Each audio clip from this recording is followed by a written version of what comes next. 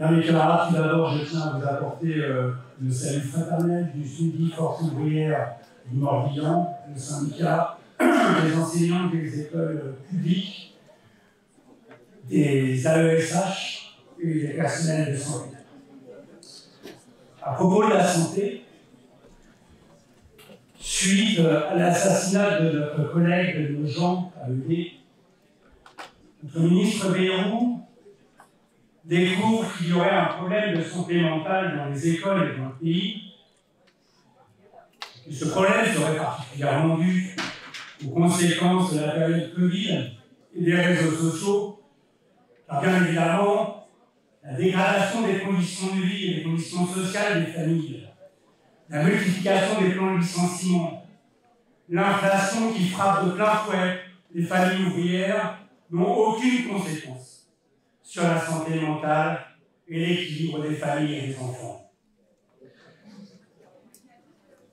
En ce qui nous concerne, nous constatons que, par exemple, dans le Morbihan, dans le premier degré, dans les écoles publiques, nous en sommes à aujourd'hui à 368 fiches sécurité santé au travail, dont 70% sont liées à des difficultés pour les personnels liées à l'inclusion systématique sans moyens d'enfants souffrant de déficits et de troubles baptisés pudiquement par l'administration troubles de comportement.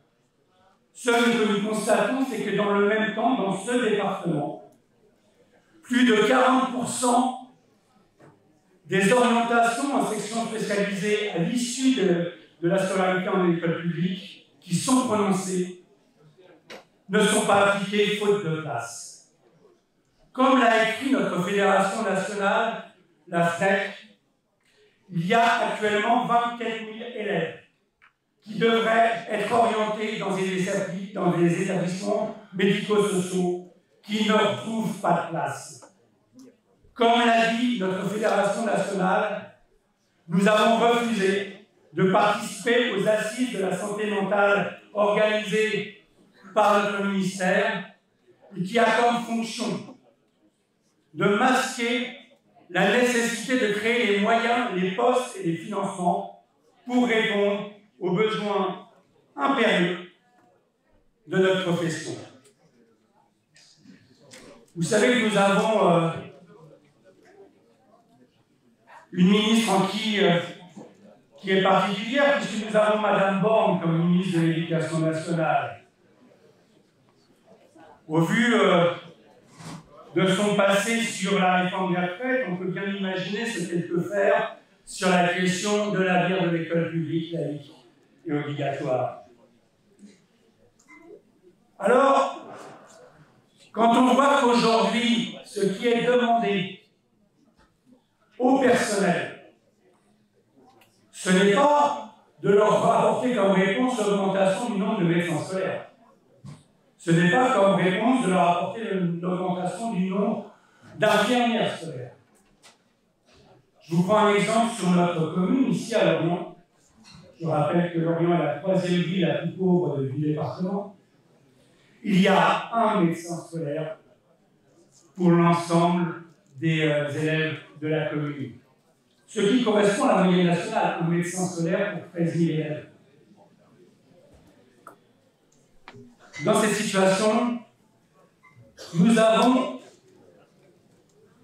le privilège, selon le gouvernement, d'être un département pilote dans la mise en place des pôles d'appui à la scolarité, c'est-à-dire les fameux PASS, qui ont comme fonction d'aller encore plus loin dans la non-prise en charge des élèves en difficulté. En créant une situation, jusqu'à présent, on embauchait des personnels précaires, les AESH, les AED, pour accompagner les élèves en situation de handicap.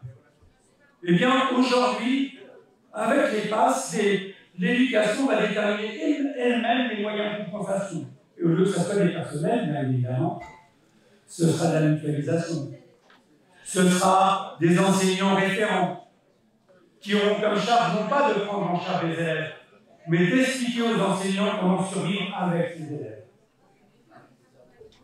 Il y a aujourd'hui une maltraitance institutionnelle organisée à l'échelle nationale et à l'échelle de département sur les personnels. De ce point de vue-là, la réponse, elle est syndicale.